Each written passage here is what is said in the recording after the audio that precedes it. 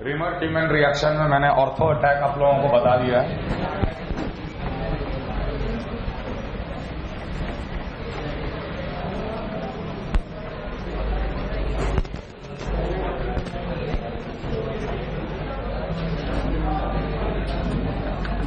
Reamer टीमन reaction में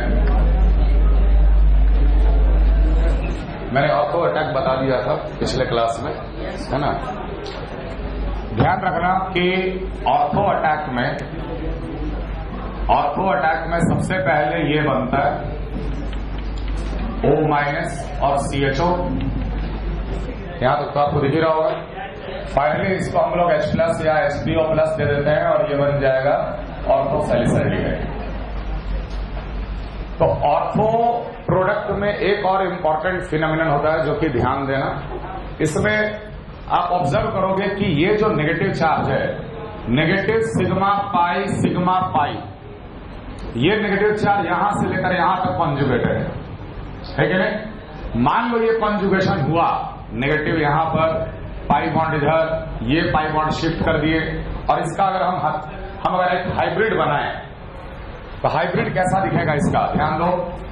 ये दोनों डबल बॉन्ड जैसे थे वैसे ही, यहां पर पार्शियल पाई ऑक्सीजन, यहां भी partial pi, bonded to CH, यहां पर भी partial pi, bonded to oxygen, यहां पर भी पार्शियल पाई, यहां ऑक्सीजन ही था डेल्टा माइनस के साथ, ये भी डेल्टा माइनस के साथ।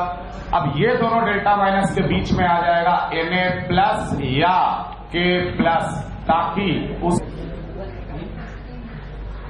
तो वो जो दोनों डेल्टा माइनस है वो delta minus will get stabilized by the metal cation. तो मेटल कटायन क्या करता है कि 6 मेंबर का साइक्लिक ट्रांजिशन स्टेट बनाता है। ये बोलेंगे 6 membered cyclic transition state formed by metal cation which makes the product stable, stability बढ़ाता है। ये ट्रांजिशन स्टेट जो मेटल कटायन के साथ बना, ये स्टेबिलिटी बढ़ाएगा। 6 मेंबर का cyclic transition state Na plus या K प्लस के केस में ये 6 मेंबर का साइक्लिक ट्रांजिशन स्टेट बनता है। और ध्यान रखना, ये ऑर्थो अटैक बता रहे हैं, ऑर्थो अटैक में 6 मेंबर का साइक्लिक ट्रांजिशन स्टेट बना। क्लियर। अब फाइनली इसके बाद हम लोग H प्लस दे दिए तो ऑर्थो सैलिसाइलडिहाइड मिल गया। सिमिलरली अगर हम लोग पैरा अटैक की बात करें, पैरा अटैक, तो रिएक्शन का शुरुआत कहां से हो रहा था? फेनॉक्साइड आयन से। ये बताए थे कि OH माइनस H प्लस निकाल लेता है, फेनॉक्साइड आयन बनता है। फिर CHCl3 और OH माइनस मिलकर जनरेट करता है डाइक्लोरोकार्बीन। फेनॉक्साइड आयन का नेगेटिव चार्ज रेजोनेंस करता हुआ आएगा पैरा कार्बन पे। तो जब पैरा कार्बन पे आएगा तो वो कुछ इस तरीके का दिखेगा। ध्यान देना, डबल बॉन्डेड O और यहां आ गया नेगेटिव चार्ज। पहले ऑर्थो कार्बन पे आया था, ऑर्थो कार्बन के बाद ये पैरा कार्बन पे आया। क्लियर। पैरा कार्बन पे आया और यहां पर डाइक्लोरोकार्बीन है। डाइक्लोरोकार्बीन हमेशा कैसा होता है? सिंगलेट कार्बीन होता है, वैकेंट ऑर्बिटल है उसके पास। ये पेयर ऑफ इलेक्ट्रॉन अगर इसे डोनेट हो गया तो वो एक इस तरीके का इंटरमीडिएट बनेगा, CCl2 with a negative charge. Same चीज ऑर्थो पे भी चल रहा था, अभी हम पैरा पे करके बता रहे हैं। यहां पर एक H भी है, ध्यान रहे बार बार, D भी हो सकता है, ठीक है। ये कार्बन का नेगेटिव चार्ज यहां से ही H प्लस गेन करता है, H प्लस गेन किया। ध्यान दो, इस स्टेप में रिंग की एरोमेटिसिटी की लॉस हो गई। ये RDS है, बहुत धीरे धीरे ये प्रोसेस होगा, लेकिन जैसे ही यहां से H प्लस निकला तो इस कार्बन पे क्या चार्ज आएगा? नेगेटिव। और ये नेगेटिव चार्ज फिर रेजोनेंस करता हुआ चला जाएगा ऑक्सीजन पे, और जैसे ही ये प्रोसेस होगा रिंग फिर से एरोमेटिक बन जाएगा, है ना। अगला इंटरमीडिएट में रिंग एरोमेटिक हो चुका है, O माइनस, और ये बन गया CHCl2। क्लियर। बाकी आगे सेम चीज, फिर OH माइनस आकर इस 2 Cl को हटाएगा। एक ही कार्बन पे 2 OH अनस्टेबल होते हैं। Gem dihydroxides are unstable. एक वाटर मॉलिक्यूल एलिमिनेट करेंगे, वाटर मॉलिक्यूल एलिमिनेट करने के बाद ये बन जाएगा O माइनस और यहां पर CHO। क्लियर। फाइनली इसे हम लोग H प्लस दे दिए। H प्लस देने के बाद ये पैरा आइसोमर ऑफ सैलिसाइलडिहाइड बन गया, OH और यहां पर CHO। लेकिन दोनों अटैक में एक सबसे बड़ा अंतर यह है कि ऑर्थो अटैक में मेटल कटायन के साथ 6 मेंबर का ट्रांजिशन स्टेट बन सका, लेकिन इस केस में 6 मेंबर का ट्रांजिशन स्टेट मेटल कटायन के साथ नहीं बनेगा। समझ में आ रहा है? अगर ये नेगेटिव चार्ज को रेजोनेंस करता हुआ लाओ और यहां पे Na+ लिखो तो 6 मेंबर को एक्सीड कर जाएगा। So no metal cation transition state forms in para attack. No metal transition state, metal cation transition state forms in a para attack. लेकिन ऑर्थो अटैक में मेटल कटायन जो होता है वो 6 मेंबर का स्टेबल ट्रांजिशन स्टेट बनाता है। Clear है? IIT JEE में सवाल एक बार पूछा जा चुका है कि out of the following which are the intermediates formed in the Reimer Tiemann reaction. तो इससे पहले जो ऑर्थो अटैक बताए थे उसमें देखना 2 जगह टिक मारे थे हम कि ये दोनों जो है वो इंटरमीडिएट बना ऑर्थो अटैक में, और इस केस में ये और ये दोनों इंटरमीडिएट कहलाएगा। तो उसमें इन चारों में से, जैसे 2 इंटरमीडिएट पैरा वाला और 2 इंटरमीडिएट ऑर्थो वाला, उन चारों में से 3 प्रेजेंट था, तीनों को टिक मारना था। तो मैकेनिज्म बेस्ड सवाल पूछा जा चुका है जेई में, 2 बार पूछा जा चुका है। अभी रिसेंट, पहले तो बहुत बार आया ये, इसलिए बहुत ही इंपॉर्टेंट रिएक्शन है। इंटरमीडिएट्स कौन से बनते हैं वो ध्यान में रखिएगा। और जहां जहां मैंने बोला कि H की जगह D भी हो सकता है उसका भी ध्यान रखना। हो सकता है कि CHO के बदले CDO बने। समझ में आ रहा? क्योंकि इस पोजीशन में अगर H के बदले D लगा दिया जाता तो CD D+ गेन करता ही। Clear everyone? रीमर-टीमन रिएक्शन में इन RTR ortho by para product का रेशियो, इस प्रोडक्ट को हम लोग बोल रहे हैं ऑर्थो प्रोडक्ट, ये भी बनता है, पैरा प्रोडक्ट भी बनता है। तो दोनों प्रोडक्ट का अमाउंट का ratio, ortho product, ortho salicylaldehyde, para salicylaldehyde का क्वांटिटी का रेशियो, ध्यान रहे, NaOH greater than KOH greater than 1। तो remember this is for phenols only. Phenol का डेरिवेटिव नहीं। जैसे फेनॉल का डेरिवेटिव क्या कहलाएगा? मान लो हम यहां पे OH, यहां पे एक OMe लगा देते, मान लो हम यहां पे एक मिथाइल लगा देते, वो फेनॉल का डेरिवेटिव कहलाता। प्योर फेनॉल माने बेंजीन रिंग पे OH लगा हुआ है, प्योर फेनॉल का जब रीमर-टीमन रिएक्शन कराया जाता है तो हर हाल में ortho product is always greater than the para product. Greater than 1 का क्या मतलब हो गया? Ortho product is major, para product is minor. Clear? और NaOH और KOH दोनों अलग अलग अल्काली का इस्तेमाल में हम लोग ये पाते हैं कि NaOH के केस में ऑर्थो प्रोडक्ट थोड़ा सा ज्यादा रहता है as compare to para product. इसका भी रीजन है, कॉपी करो यहां जल्दी। ज्यादा क्वांटिटी में बनता है एज कंपेयर टू KOH। सबसे पहला reason there are 2 ortho position and 1 para position.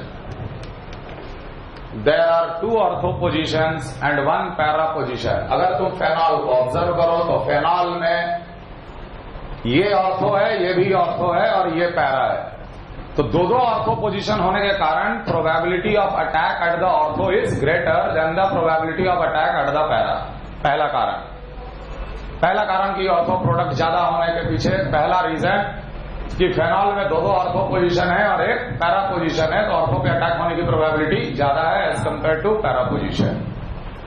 Second important reason is metal cation transition state. Metal cation transition state gets formed only in ortho. Metal cation का transition state जो बन रहा है वो तो stable कर रहा है ना, क्योंकि जब भी ऑपोजिट चार्ज पास आएंगे पोटेंशियल एनर्जी घटेगा और स्टेबिलिटी बढ़ेगा। वहां पे नेगेटिव पॉजिटिव का इंट्रैक्शन बढ़ गया मेटल कटायन की वजह से, इसलिए उसकी स्टेबिलिटी बढ़ गई। वो 6 मेंबर का ट्रांजिशन स्टेट ऑर्थो में बना है, पैरा में कभी नहीं बनेगा, इसलिए ऑर्थो का क्वांटिटी ज्यादा। और तीसरा रीजन कि NaOH greater than KOH। Ortho थोड़ा सा NaOH के केस में ज्यादा होता है as compare to KOH. The reason is Na plus is smaller cation than K plus. Therefore, it forms more stable. It forms more stable transition state. ऐसे सोचो कि यहां जो कटायन आया ये छोटा साइज का कटायन है, तो छोटा साइज होने के कारण सारे चार्जेस पास पास आ जाएंगे. अपोजिट चार्जेस पास पास अगर आ रहे हैं तो उसका पोटेंशियल एनर्जी क्या होगा, घटेगा, स्टेबिलिटी बढ़ेगा. अगर ये बीच में बड़ा साइज का अगर कटायन अगर आ जाएगा तो सारे चार्जेस क्या हो जाएंगे, दूर दूर हो जाएंगे. अपोजिट चार्ज अगर दूर दूर हो गया तो पोटेंशियल एनर्जी क्या हो जाएगा, बढ़ेगा या पहले के कंपैरिजन से ज्यादा हो जाएगा, इसलिए स्टेबिलिटी कम. तो बड़ा कटायन कम स्टेबल ट्रांजिशन स्टेट बनाता है, छोटा कटायन ज्यादा स्टेबल ट्रांजिशन स्टेट बनाता है. और यही कारण था कि NaOH के केस में ortho product is greater than the slightly more ortho gets formed in NaOH as compared to KOH. Anyway, ortho is major. Clear? और इसी में लास्ट पॉइंट ये है कि इन substituted phenol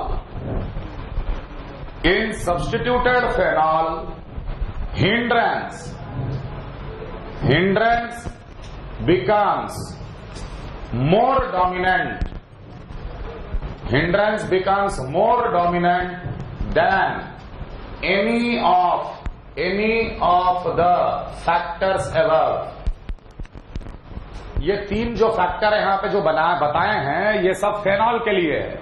सब्स्टिट्यूटेड फेनॉल में हिंड्रेंस का फैक्टर सबसे बड़ा फैक्टर हो जाता है और वो फैक्टर हिंड्रेंस का तीनों ये पॉइंट पे ज्यादा डोमिनेंट हो जाता है. हम लोग हिंड्रेंस देखकर डिसाइड करेंगे कि मेजर माइनर कौन सा, किसमें, सब्स्टिट्यूटेड फेनॉल में. समझ में आ रहा है? CCl2 डॉट बड़ा साइज का इलेक्ट्रोफाइल है, दो क्लोरीन एटम. क्लोरीन का जो साइज है वो मिथाइल के कंपेरेबल होता है. Cl का size is comparable two methyl का साइज. तुम सोचो कि कार्बन पे दो मिथाइल लगा हुआ है और वैसा इलेक्ट्रोफाइल आ रहा है जुड़ने के लिए बेंजीन के रिंग से, तो उसे हिंड्रेंस मिलेगा ही मिलेगा. तो सब्स्टिट्यूटेड फेनॉल में हमेशा फेनॉल में अगर कोई ग्रुप अगर जुड़ा हुआ है पहले से, वहां पर मेजर माइनर हिंड्रेंस देख के बताया जाता है. वो तीनों पॉइंट नहीं लगाएंगे. वो तीनों पॉइंट किसके लिए, सिर्फ फेनॉल के लिए.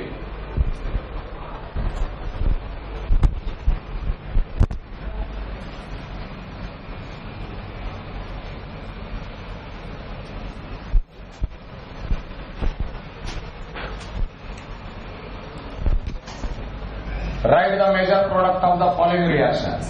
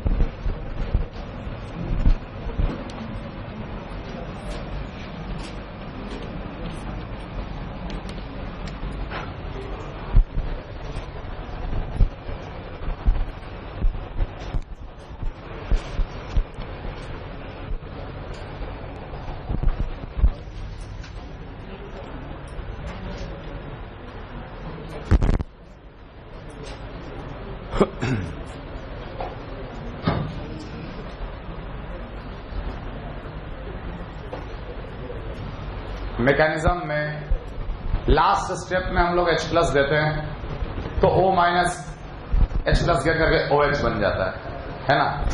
लेकिन ध्यान रखना वो H3O प्लस कभी कभी दिया हुआ होता है, कभी कभी दिया हुआ नहीं होता है. उसे बाय डिफॉल्ट स्टेप मानेंगे, है ना. रिएक्शन के अनुसार डिसाइड करेंगे कि OH बना दें कि O माइनस. क्योंकि वाटर तो है ही ना मीडियम में। अगर OH माइनस कहीं से H+ निकाल रहा है या क्लोरोफॉर्म से H+ निकाल रहा है तो वाटर तो है ही मीडियम में, तो O माइनस वाटर से भी H+ गेन करके OH बन जाएगा। क्लियर है? तो रिएक्शन के अनुसार डिसाइड करना कि OH में छोड़ दें कि O माइनस बनाएं, वो डिसाइड करना पड़ेगा अकॉर्डिंग टू रिएक्शन। जैसे यहां पर यहाँ H+ दिया हुआ नहीं है तो क्या हम यहाँ पे सॉल्ट बना के छोड़ दें? नहीं, क्योंकि आगे तो कुछ रिएक्शन हो नहीं रहा है। लेकिन यहां जरूर सोचेंगे, क्योंकि यहां कुछ बना और उसके बाद फिर रिएक्शन हो रहा है तो वहां जरूर सोचेंगे। मेजर प्रोडक्ट पहले में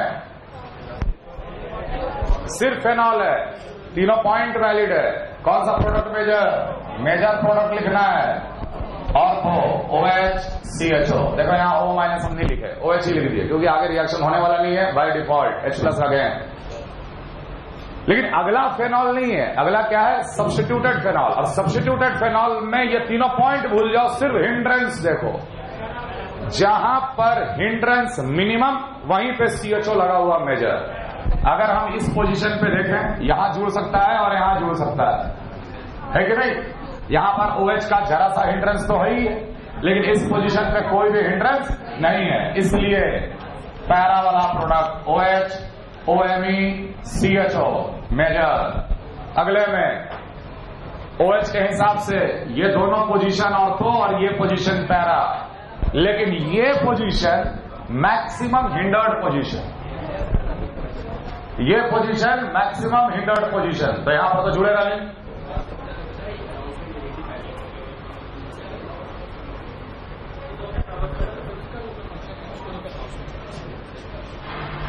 हेलो स्टूडेंट्स, ये छोटा सा सबसे ज्यादा हिंडर्ड पोजीशन यहां पर, तो यहां CHO लगा हुआ जो होगा वो मिनिमम मिलेगा। अब बचा ये दोनों पोजीशन में, यहां भी हिंड्रेंस है, यहां भी हिंड्रेंस है, लेकिन कम कहां है? तो OH छोटा साइज का ग्रुप है, मिथाइल बड़ा साइज का ग्रुप है, इसलिए यहां हिंड्रेंस ज्यादा, यहां हिंड्रेंस कम, इसलिए मेजर प्रोडक्ट जो होगा OH CH3 और यहां पर CHO लगा हुआ मेजर प्रोडक्ट। अगले में ध्यान दो, अगले में A बन रहा है, A के बाद एक अल्काइल हैलाइड लिया गया है जो कि डाई हैलाइड है, दो OH और डाई हैलाइड। तो यहां पर सीधे OH बना देना और OH बना के फिर आगे, अगर OH यहां लिख ही देंगे तो फिर रिएक्शन होगा आगे। कोई अल्कोहल सीधे अल्काइल हैलाइड के साथ थोड़ी रिएक्ट करता है, अल्काइल हैलाइड के साथ रिएक्ट करता है एक न्यूक्लियोफाइल। तो ऑब्वियसली ये OH माइनस यहां से भी H+ हटा देगा, यहां से भी H+ हटा देगा, वो तो होगा ही होगा। CHO लगेगा, कहां लगेगा? तो OH के हिसाब से ये ऑर्थो हो गया, ये पैरा हो गया। किसी एक के हिसाब से सोच, तो ऑर्थो तो हिंडर्ड है, पैरा नॉन हिंडर्ड है, तो A विल बी, ध्यान देना, O माइनस और यहां पर लिख दिए CHO। O माइनस में ही छोड़े, क्योंकि O माइनस एक न्यूक्लियोफाइल है और आगे न्यूक्लियोफिलिक सब्स्टिट्यूशन कर सकता है। ये अल्काइल हैलाइड पे ये O माइनस अटैक किया, एक आयोडीन बाहर, फिर दूसरा O माइनस अटैक किया, दूसरा भी आयोडीन बाहर, तो ये एक रिंग का पार्ट बन जाएगा। Ultimately the final answer is OCH2O, 5 member का रिंग।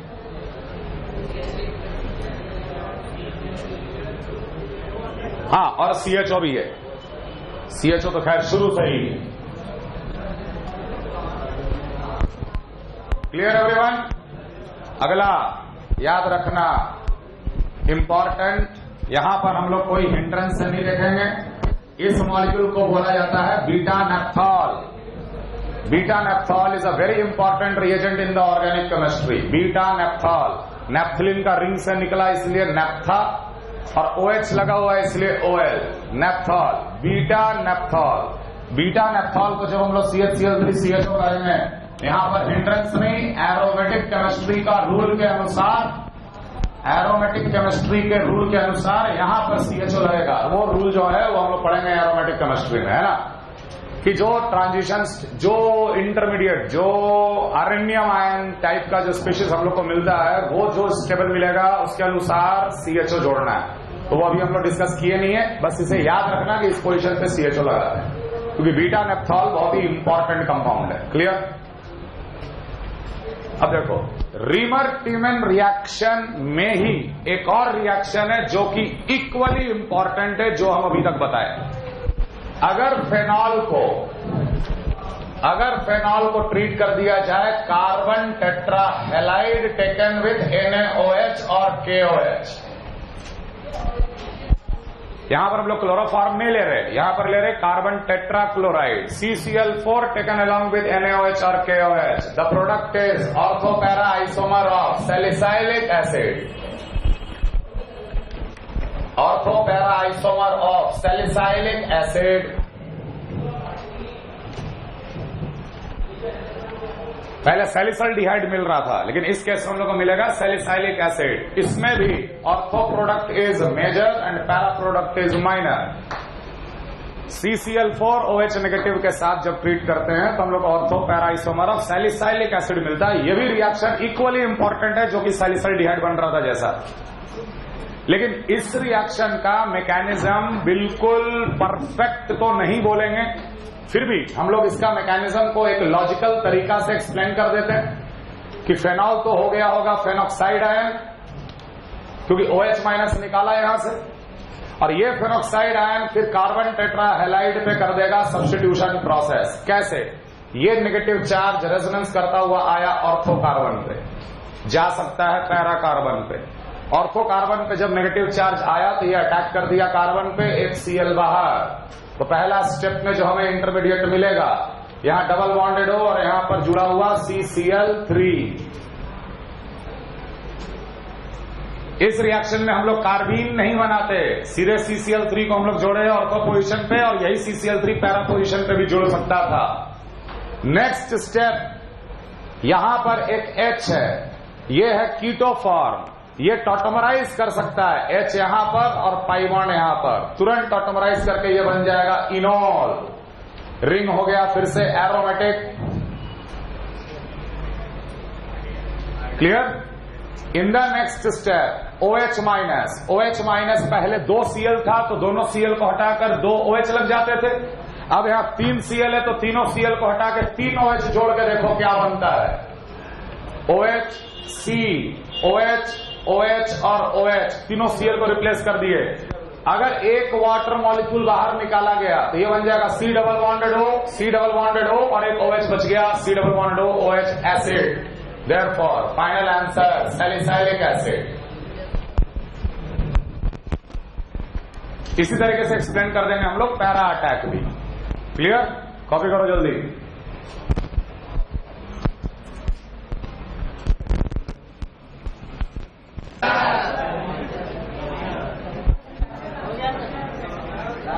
ठीक है,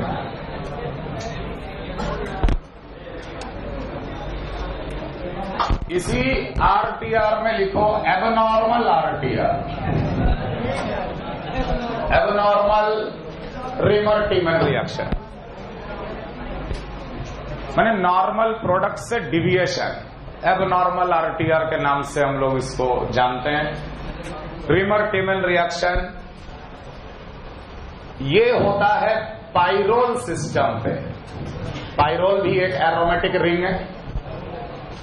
pyrrole is aromatic ring. When pyrrole is treated with the same reagent CH/Cl3/NaOH या KOH, हम लोग ये एक्सपेक्ट करते हैं कि जैसे बेंजीन का रिंग एरोमेटिक था, वहां फेनॉल था, ये भी रिंग एरोमेटिक है। जैसे बेंजीन के रिंग पे CHO लग गया तो यहां पर भी एरोमेटिक रिंग पे कहीं तो CHO लग जाना चाहिए।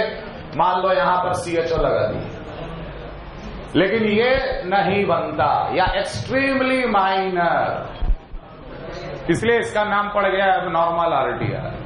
इसमें होता क्या है कि नो डाउट ये दोनों मिलकर जनरेट करता है CCl2 डॉट डॉट डाइक्लोरोकार्बिन, और साथ ही साथ OH माइनस इस एसिडिक H+ को भी हटा देता है। एसिडिक H+ चला गया, N पे आया नेगेटिव चार्ज, साथ में है CCl2 डॉट डॉट कार्बिन।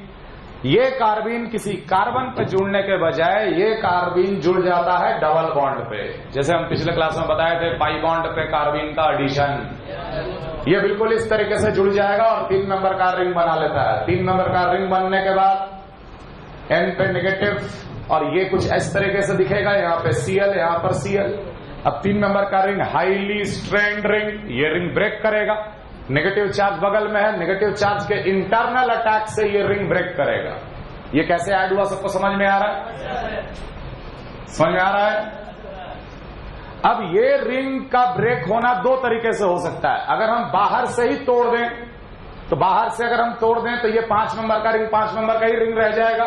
लेकिन अगर ये रिंग अंदर से टूटा तो ये 5 मेंबर का रिंग 6 मेंबर का रिंग में कन्वर्ट हो जाएगा। Let us give a number. Nitrogen को 1 दिए, इसको 2 दिए, इसको 3 दिए, इसको 4 दिए। अल्टीमेटली 6 मेंबर का रिंग इंक्लूडिंग नाइट्रोजन, एक पाई बॉन्ड जैसे था वैसे ही इंटरनल अटैक की वजह से ये दूसरा पाई बॉन्ड क्रिएट हुआ है। नाइट्रोजन नंबर 1 था, ये नंबर 2, नंबर 3 पे क्या है, 2 Cl प्रेजेंट है। और पाई बॉन्ड अगर इस तरफ ब्रेक किया है तो नंबर 4 पे क्या होगा, एक नेगेटिव चार्ज। समझ में आ रहा? रिंग अभी नॉन एरोमेटिक है because this carbon is sp3 hybridize. तुरंत ये नेगेटिव चार्ज एक और इंटरनल अटैक करके एक Cl को बाहर निकाल देगा। ये इंटरनल अटैक से एक Cl बाहर और रिंग की एरोमेटिसिटी वापस। Ultimately we will get chloropyridine, major product.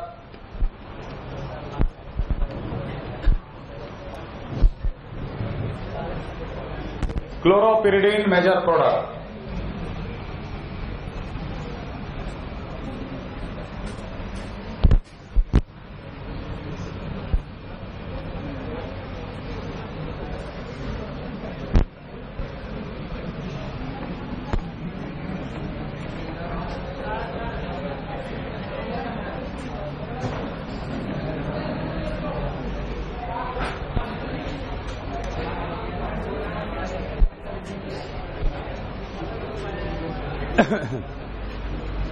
जाए लेकिन वो प्रोसेस नहीं होकर नेक्स्ट पाथ से रिएक्शन आगे बढ़ जाता है और क्लोरोपिरिडीन इसमें मेजर प्रोडक्ट मिलता है।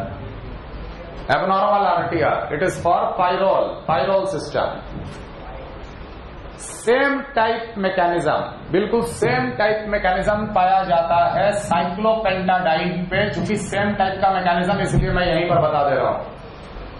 ऐसे मॉलिक्यूल को हम लोग बोलेंगे it is a cyclopentadiene. Cyclopentadiene when treated with CHCl3 / potassium tertiary butoxide। Potassium tertiary butoxide को कैसे लिखते हैं, ये सबको क्लियर है? Potassium tertiary butoxide. अब ध्यान देना, वहां पर हम लोग इस्तेमाल कर रहे थे या अब तक इस्तेमाल कर रहे थे OH-। तो OH-H+ लेके क्या बनाता था, water. That water is weaker acid than phenol, इसलिए वो एसिड बेस का रिएक्शन कर लेता था। लेकिन यहां पर water will become a stronger acid than this molecule, इसलिए हम लोग यहां पे OH- का इस्तेमाल नहीं कर रहे हैं। क्या इस्तेमाल कर रहे हैं, RO- का। टर्शियरी ब्यूटाइल क्या है, RO-। जब H+ लेगा तो क्या बनाएगा, ROH, alcohol. And alcohols are weaker acid than water. समझ में आ रहा है? रिएक्शन को ज्यादा फिजिबल करने के लिए हम लोग यहां पर RO- का इस्तेमाल कर रहे हैं और ज्यादा स्ट्रॉन्ग बेस का इस्तेमाल कर रहे हैं।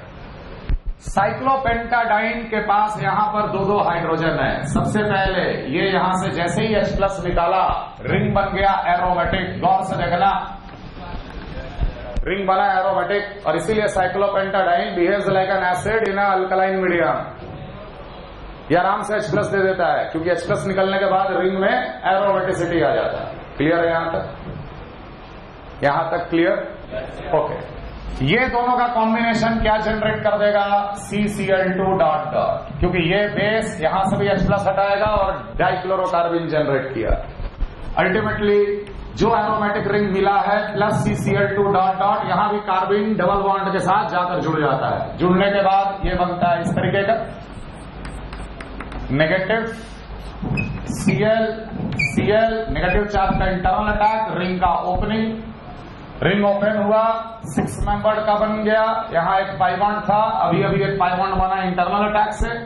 इस कार्बन पे 2 Cl है, इस कार्बन पे नेगेटिव चार्ज है। फाइनली एक और इंटरनल अटैक से लिविंग ग्रुप निकलता है और रिंग बन जाता है aromatic and it is chlorobenzene. And this reaction is called Goldsmith reaction. mechanism is same।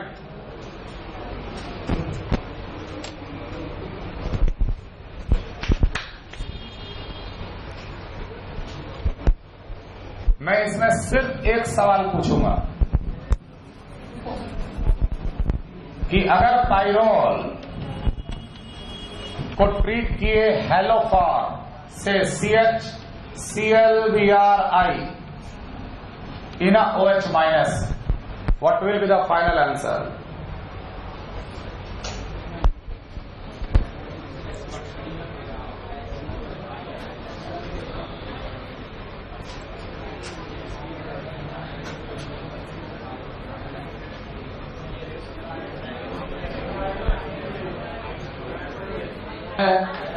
Mechanism सामने है, ये बनेगा नो डाउट pyridine कार्बिन। और इस पोजीशन पे कौन सा हेलोजन बचे और क्यों? कारण के साथ क्लोरीन, ब्रोमीन, आयोडीन। कौन आएगा वहां पर? क्यों क्लोरीन? क्यों? सबसे पहले देखो, ये OH माइनस यहां से H प्लस हटाया, कार्बन पे नेगेटिव चार्ज बनेगा। रिपल्शन की वजह से इन तीनों में से एक हाइड्रोजन हैलाइड के फॉर्म में बाहर निकल जाएगा, तब कार्बीन बनेगा। तीनों में किसका लिविंग एबिलिटी ज्यादा है? आई का। आई बाहर निकल गया तो कार्बीन कौन सा मिला? CCl और Br, है ना। अब ये जाता है डबल बॉन्ड के साथ जुड़ने, फिर लास्ट में होता है इंटरनल अटैक नेगेटिव चार्ज का। इंटरनल अटैक की वजह से इन दोनों में से कोई एक जाएगा, किसका लिविंग एबिलिटी ज्यादा? ब्रोमीन। तो ब्रोमीन निकल गया, क्लोरीन बचेगा, सो क्लोरोपिरिडिन विल बी द आंसर।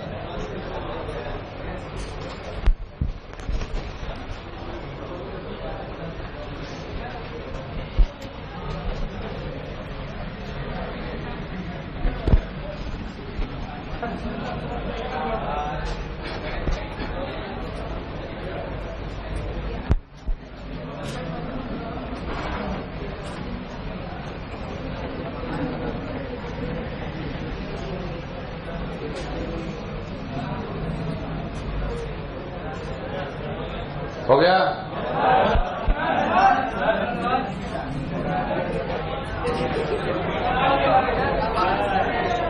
अपने भी लिख सकते हो CHClBrI, है ना।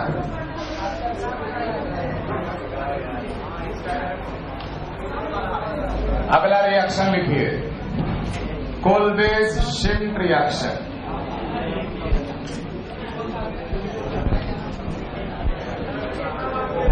कोलबेज शिफ्ट, थोड़ा शांत रहो, जल्दी जल्दी अब नोट करो। हो गया रिमर्किंग manner. When phenol is treated with carbon dioxide followed by NaOH or KOH. When phenol is treated with carbon dioxide gas followed by या taken along with NaOH or KOH, we get orthopara isomer of salicylic acid. Orthopara isomer of salicylic acid, and obviously this ortho product is a major. कारण बिल्कुल वही, there are two ortho position, one para position. Metal cation transition state forms only in ortho. NaOH के case में थोड़ा ज्यादा, KOH के case में थोड़ा कम। Na प्लस छोटा साइज का है, K प्लस बड़ा साइज का है। छोटा साइज होने के कारण ट्रांजिशन स्टेट ज्यादा स्टेबल बनता है। मैकेनिज्म बहुत सिंपल सा मैकेनिज्म है। सबसे पहले फेनॉल जो है अल्कलाइन मीडियम में होने के कारण अपना H प्लस लॉस कर दिया और बन गया फेनॉक्साइड आयन। ये phenoxide ion carbon dioxide molecule जो कि इलेक्ट्रोफाइल है, C double bonded O, C double bonded O, negative charge resonance करके आएगा ऑर्थो कार्बन पे, जा भी सकता है पैरा कार्बन पे, इसलिए ऑर्थो और पैरा दोनों मिलते हैं। ये नेगेटिव चार्ज वाला कार्बन कर दिया यहां पर न्यूक्लियोफिलिक एडिशन, क्योंकि C डबल बॉन्डेड O पे न्यूक्लियोफिलिक एडिशन। अल्टीमेटली ये बन जाएगा डबल बॉन्डेड O हो चुका है क्योंकि नेगेटिव चार्ज रेजोनेंस करके आया था, और ये कार्बन से क्या जुड़ गया? C double bonded O, O minus. Clear? Finally H plus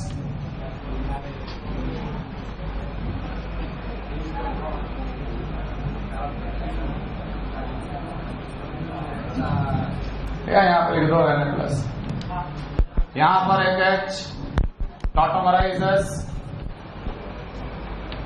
टॉटोमराइज करके रिंग का एरोमेटिसिटी वापस double bonded single bonded OH और यहाँ हो गया C डबल बॉन्डेड OON और लास्ट में हम लोग इसको एसिडिफाई कर देते हैं। एसिडिफाई करके बना लेते हैं salicylic acid OH C double OH। तो यहाँ भी रिंग का एरोमेटिसिटी जो है वो वापस मिल रहा है टॉटोमराइजेशन के कारण। ये टॉटोमराइज करके ये एरोमेटिक हो गया वापस। सेम वे पैरा कार्बन का अटैक, नेगेटिव चार्ज रेजोनेंस करता हुआ पैरा कार्बन पे आता तो पैरा कार्बन का अटैक। क्लियर? एक एक लाइन में रिएक्शन याद रखना है। Carbon dioxide OH minus salicylic acid ortho para isomer, major bond ortho वाला।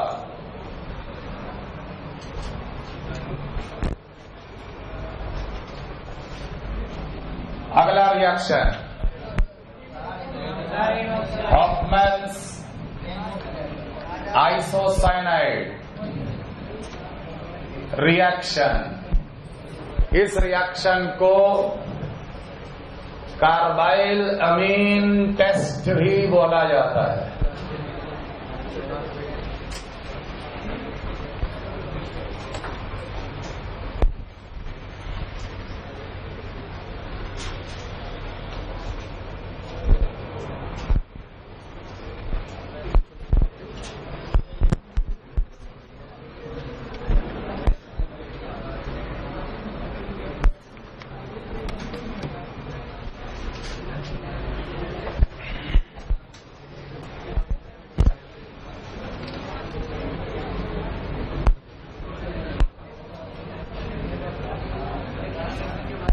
कर लियो कॉपी? जब कॉपी नहीं किए अभी तक?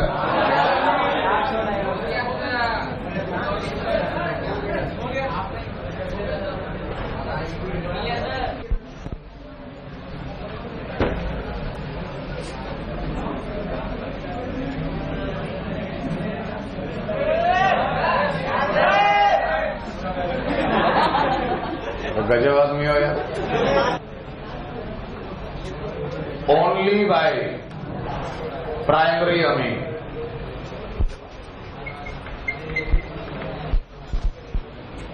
ये रिएक्शन सिर्फ और सिर्फ प्राइमरी अमीन शो करता है, सेकेंडरी या टर्शियरी अमीन शो नहीं करता। It is a reaction only for primary amine, चाहे वो प्राइमरी अमीन एरोमेटिक हो या एलिफेटिक हो, ये रिएक्शन होगा ही होगा। एक लाइन में रिएक्शन RNH2, ऑब्वियसली ये प्राइमरी अमीन है 1 डिग्री का। जब भी इसको ट्रीट किया जाता है CHCl3/KOH या NaOH, अभी भी रिएजेंट वही है। CHCl3KOH CHCl3 NaOH OH minus होना चाहिए, तो ये बन जाता है RNC alkyl isocyanides. Isocyanide and isocyanides are foul smelling compound. Foul smelling, गंदा स्मेल। अगर कोई भी सब्सटेंस को अगर कंपाउंड A दे दिया गया और उसको हम ये रिएजेंट के साथ ट्रीट किए और फाउल स्मेल आया तो कंफर्म हो जाते हैं हम लोग कि भाई वो प्राइमरी अमीन था। तो डिग्री ऑफ अमीन पहचानने के लिए ये इंपॉर्टेंट एक टेस्ट है, इसलिए हम इसको कार्बाइल अमीन टेस्ट भी कहते हैं। NC का IUPAC में नाम कार्बाइल अमीनो होता है। Carbyl amino, isocyano, carbyl amino, इसलिए इसका नाम पड़ा कार्बाइल अमीन टेस्ट। RNC का बनना। इवन अगर एरोमेटिक प्राइमरी अमीन भी अगर है, बेंजीन पे जुड़ा NH2, ये अनिलीन भी ये रिएक्शन शो करता है और अनिलीन पे लग जाएगा NC, foul smelling compound. But 2 degree and 3 degree amine does not show this reaction. Mechanism. सबसे पहले CHCl3 प्लस KOH या NaOH ये जनरेट करेगा डाइक्लोरोकार्बिन CCl2 डॉट। डाइक्लोरोकार्बिन क्या है? एक इलेक्ट्रोफाइल है, सिंगलेट कार्बिन होता है। RNH2 का कार्बिन के साथ सेम टाइप का 3 बार देखना रिएक्शन होगा। सबसे पहला स्टेप CCl2, एक वेकेंट ऑर्बिटल और एक में पेयर्ड इलेक्ट्रॉन, सिंगलेट कार्बिन है। नाइट्रोजन अपना लोन पेयर डोनेट कर दिया इसके वेकेंट ऑर्बिटल में, और ये बन जाएगा RNH2 positive bonded to CCl2 with negative charge बनेगा। क्लियर है? कार्बन पे नेगेटिव चार्ज और लिविंग ग्रुप, एक लिविंग ग्रुप निकला minus of Cl minus RNH positive H CCl और फिर से एक वेकेंट ऑर्बिटल और कार्बन टाइप का स्पीशीज। Cl निकल गया, Cl माइनस बन के, वही Cl माइनस यहां से H प्लस भी निकाल लेता है, HCl बनता है। ये बन जाएगा RNHCCl vacant orbital pair of electron plus HCl। फिर ये नाइट्रोजन का लोन पेयर जो है बगल में कार्बन का वेकेंट ऑर्बिटल पे करता है बैक बॉन्डिंग। जैसे ही बैक बॉन्डिंग करा ये बन जाएगा RNH पे पॉजिटिव डबल बॉन्डेड CCl पे नेगेटिव चार्ज, फिर कार्बन पे नेगेटिव चार्ज और लिविंग ग्रुप निकलेगा Cl माइनस बन के, और Cl माइनस क्या ले लेगा H प्लस फिर से, ये बन जाएगा Rn डबल बॉन्डेड C के पास अगेन अ वेकेंट ऑर्बिटल, फिर a pair of electron.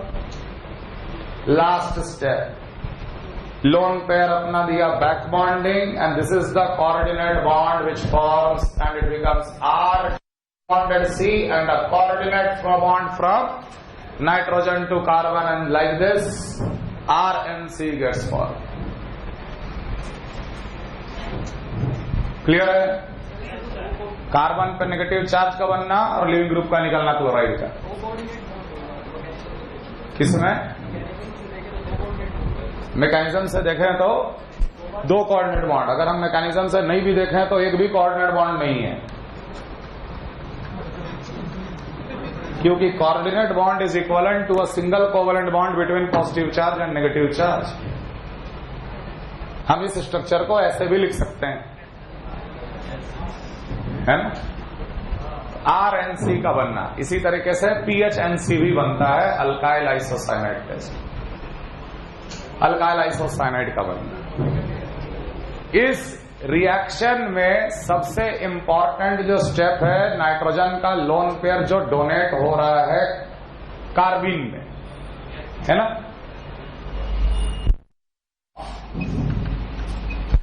हॉफमैन्स isocyanide reaction, rate of Hoffman's isocyanide reaction directly proportional to the basic strength of amine used। जितना ज्यादा लोन पेयर डोनेट करने की tendency होगी उतना जल्दी foul smell मिलता है, जितना ज्यादा बेसिक उतना जल्दी फाउल स्मेल का मिलना। Rate of carbylamine test, rate of Hoffman's isocyanide reaction directly proportional to the basic strength of the amine used.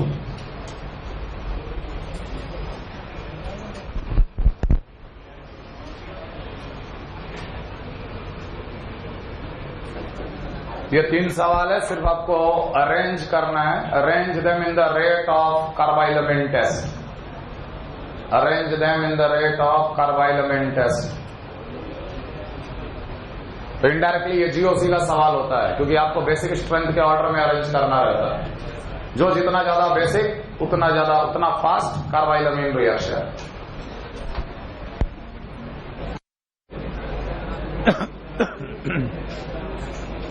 क्या आएगा पहले का ऑर्डर? तो हर जगह अनिलीन डेरिवेटिव, ये सबको रेफरेंस ले लीजिए। पैरा पोजिशन से CH3 क्या शो कर रहा है? Plus H। इथाइल क्या शो कर रहा है? Plus H। Ethyl is CH2 CH3 plus H। OH क्या कर रहा है? Plus M। No effect. हमेशा प्लस इफेक्ट क्या करता है? बेसिक स्ट्रेंथ बढ़ाता है। सबसे स्ट्रांग प्लस इफेक्ट कौन है? Plus M। इसलिए 3 ग्रेटर देन। अब ये दोनों प्लस H वाले हैं, ये बिना कोई प्लस वाला है, तो सबसे कम रेट किसका हो जाएगा? चौथे का।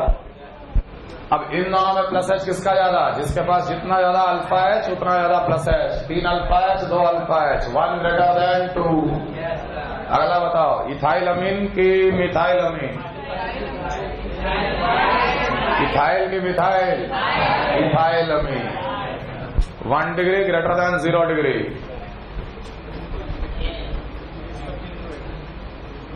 ऑर्डर जानते हो ना, 2130। यस सर, नो सर है। अगला क्या शो कर रहा है? Plus H. मेटा से क्या कर रहा है? प्लस आई। ऑर्थो से क्या कर रहा है? प्लस आई। और यहां हो गया SiP, सबसे लीस्ट बेसिक, सबसे कम रेट, सबसे कम हटा दिए और बचा 1 और 2 में 1 ग्रेटर देन 2, क्योंकि प्लस एच का effect stronger than plus I effect. Clear? अगला हेडिंग लिखो, रिएक्शंस ऑफ डायजोमिथेन।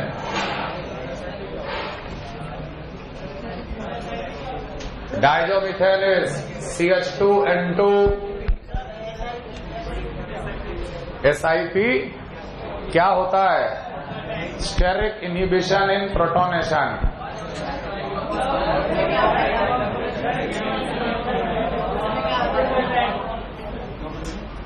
अनिलीन में ऑर्थो पोजीशन पे कोई भी बल्की ग्रुप आ जाए तो उसका बेसिक स्ट्रेंथ अपने मेटा पैरा आइसोमर से भी कम हो जाता है और अनिलीन से भी कम हो जाता है। कारण प्रोटोनेशन में इनहिबिशन, इसको ऑर्थो इफेक्ट कहते हैं। In general it is ortho effect. जब ये H+ गेन करेगा तो NH3 पॉजिटिव बनेगा, तो NH3 पॉजिटिव को सॉल्वेट करने के लिए जो सॉल्वेंट मॉलिक्यूल आएगा उसको ये क्या करेगा? हिंड्रेंस प्रोवाइड करेगा। इसलिए इसके कॉन्जुगेट एसिड का सॉल्वेशन नहीं के बराबर या कम होता है, जिसलिए इसका बेसिक स्ट्रेंथ बेस का कम हो जाता है। उसी तरह यहाँ पे COOH होता है और ऑर्थो पे कोई आ जाता तो एसिडिक स्ट्रेंथ ड्रास्टिकली बढ़ जाता है। Ortho effect in benzoic acid, SiP in aniline system. GOC है, GOC general organic chemistry. Reactions of diazomethane. Diazomethane का स्ट्रक्चर CH2 पे minus, N triple bonded N, nitrogen पे पॉजिटिव। डायजोमिथेन CH2N2, ओवरऑल ये molecule neutral है। Carbon पे negative charge, nitrogen पे positive charge, CH2N2। Clear? पहला type का reaction acid base followed by SN। कोई भी एसिडिक सब्सटेंस, मान ले BH, हाइड्रोजन उसका एसिडिक है, से वाटर, अमोनिया, कुछ भी, एनी एसिडिक सब्सटेंस जब डायजोमिथेन के साथ लिया जाएगा तो देखो क्या होता है। चूंकि ये बहुत ही स्ट्रांग बेस है और बहुत ही स्ट्रांग न्यूक्लियोफाइल है। कार्बन का negative charge, very strong base, very strong nucleophile. Very strong base क्या करेगा? सबसे पहले यहां से H+ ले लेगा, एसिड बेस रिएक्शन कर दिया, कर तो दिया एसिड बेस रिएक्शन, लेकिन उसके बाद ये B- इसे छोड़ेगा नहीं, क्योंकि ये खुद एक बहुत बढ़िया लिविंग ग्रुप लेकर घूम रहा है, नाइट्रोजन। ये B- न्यूक्लियोफाइल की तरह इस पे अटैक मारा और नाइट्रोजन गैस बाहर। Ultimately we get CH3 bonded to B। Mechanism समझ में आया? Okay, complete the following. CH2 negative, N triple bonded N positive plus water, क्या मिलेगा? Plus H2S plus HCl plus RC double bonded OOH plus alcohol plus thiols. Complete diazomethane है।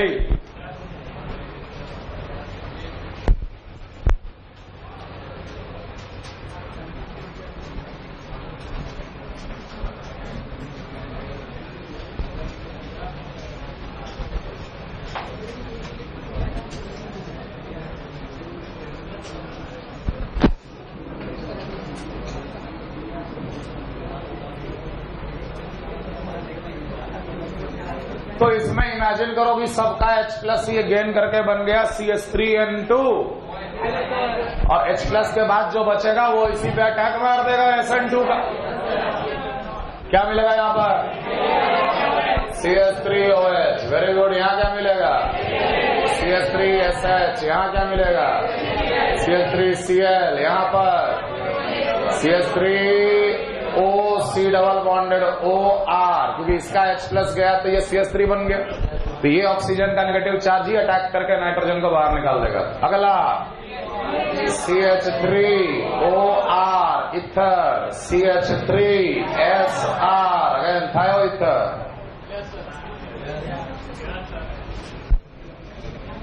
दूसरा reaction on aldehyde and ketones. CH2N2 if it is taken with R1C double bonded OR2,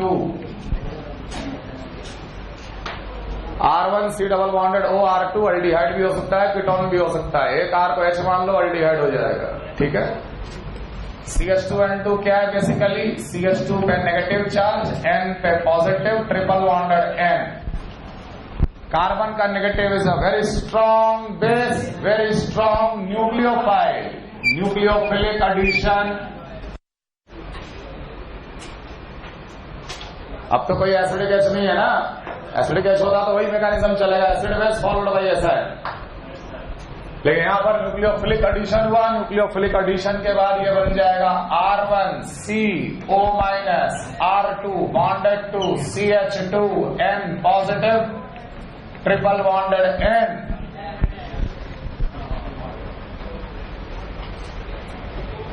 clear?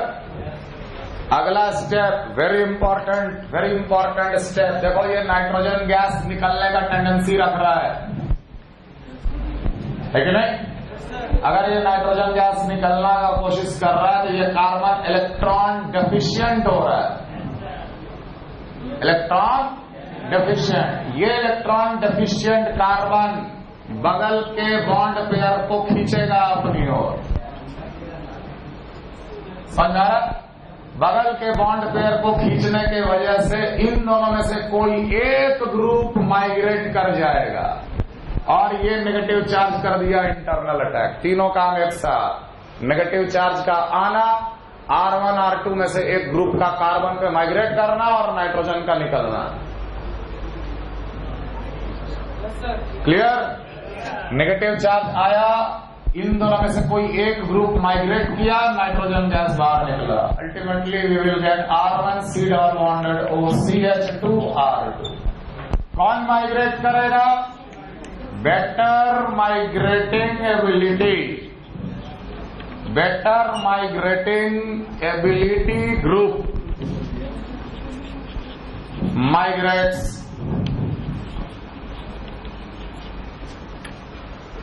अगर methyl और ethyl है, कौन migrate करेगा?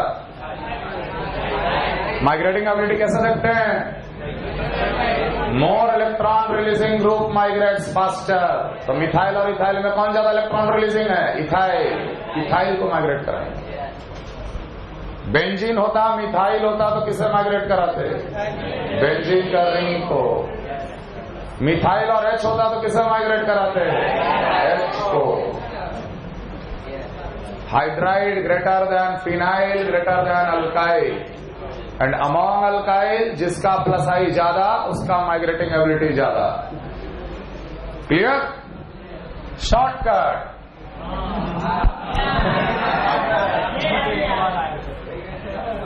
R1C double bonded OR2, कैसा भी सवाल रहे R1 R2 को पहचानो और यहीं पे डिसाइड कर लो कि किसका माइग्रेटिंग एबिलिटी ज्यादा है। पता चला कि R2 का माइग्रेटिंग एबिलिटी ज्यादा है तो ये कार्बोनिल और R2 के बीच में CH2 डाल देना आंसर। क्या दिक्कत है?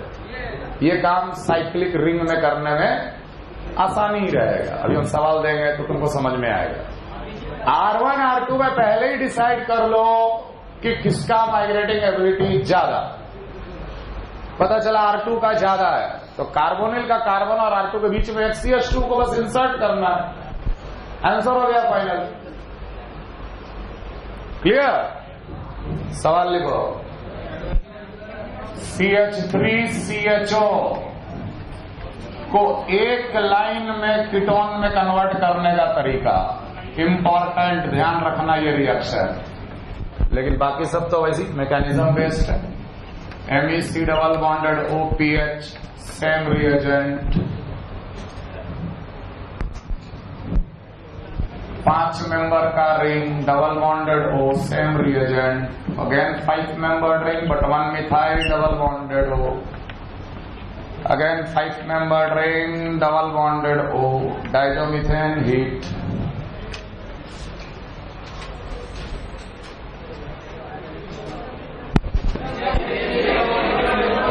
इन दोनों में माइग्रेटिंग एबिलिटी किसका ज्यादा है? कार्बोनिल और H के बीच में CH2 आ जाएगा, अल्टीमेटली ये क्या बन जाएगा? CH3C double bonded O। इसलिए मैं बोला कि ये रिएक्शन है। एसिटल्डिहाइड को एक स्टेप में एसीटोन में कन्वर्ट करने का तरीका है, डाइजोमिथेन के साथ हीट कर देना। अगला Me और PH में मैग्नेटिक एबिलिटी PH का दोनों के बीच में CH2, मतलब आंसर लगा MEC double bonded O CH2PH। अब इस कार्बोनिल के हिसाब से ये कार्बन एक ग्रुप है और ये कार्बन एक ग्रुप है, दोनों आइडेंटिकल है। किसी एक के बीच में CH2 इंसर्ट करेंगे, तो अगर हम इन दोनों के बीच में एक CH2 लाएंगे तो ऑब्वियसली 5 मेंबर से ये 6 मेंबर तक का रिंग बन जाएगा। 6 मेंबर रिंग, आंसर साइक्लोपेंटानॉन टू साइक्लोहेक्सानॉन।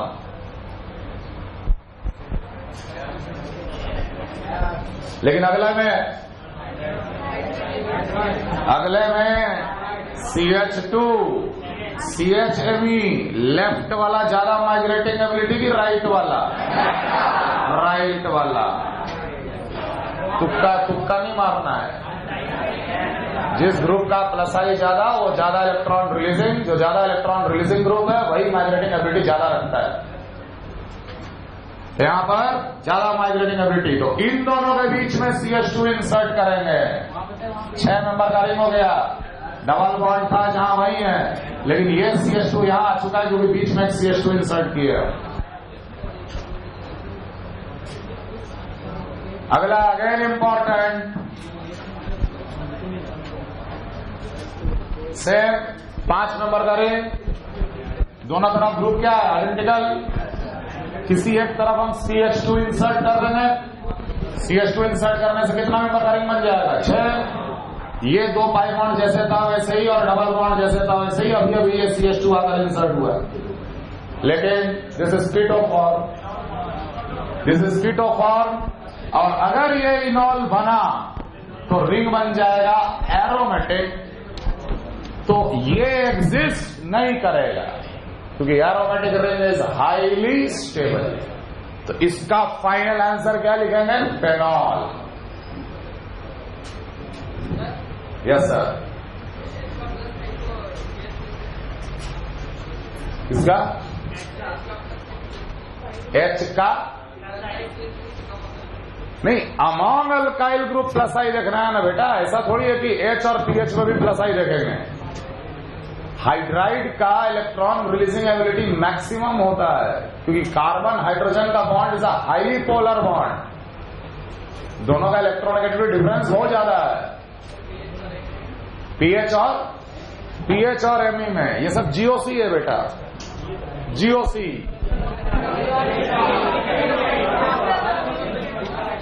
तुम लोग बहुत कॉमनली कार्बोकैटायन रीअरेंजमेंट और फिनाइल को माइग्रेट कर देते हो, लेकिन कभी सोचे होगी ये कैसे होता है?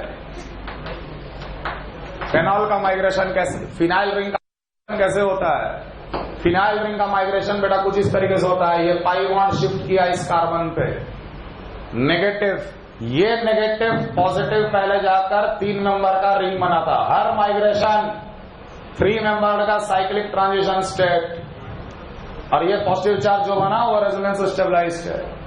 और नेक्स्ट स्टेप में अभी एरोमेटिसिटी ये खोया है, नेक्स्ट स्टेप में ये बॉन्ड ब्रेक कर जाएगा। ऐसे ब्रेक जैसे ही किया तो यहाँ नेगेटिव नेगेटिव पॉजिटिव मिलकर फिर से पाई बॉन्ड बन जाएगा, अल्टीमेटली फिनाइल का रिंग माइग्रेट कर गया। तो जैसे अल्काइल और हाइड्राइड माइग्रेट करता है वैसे फिनाइल नहीं, फिनाइल अपना पाई इलेक्ट्रॉन देता है, it is more electron releasing in nature than any alkyl, hydride than phenyl than alkyl.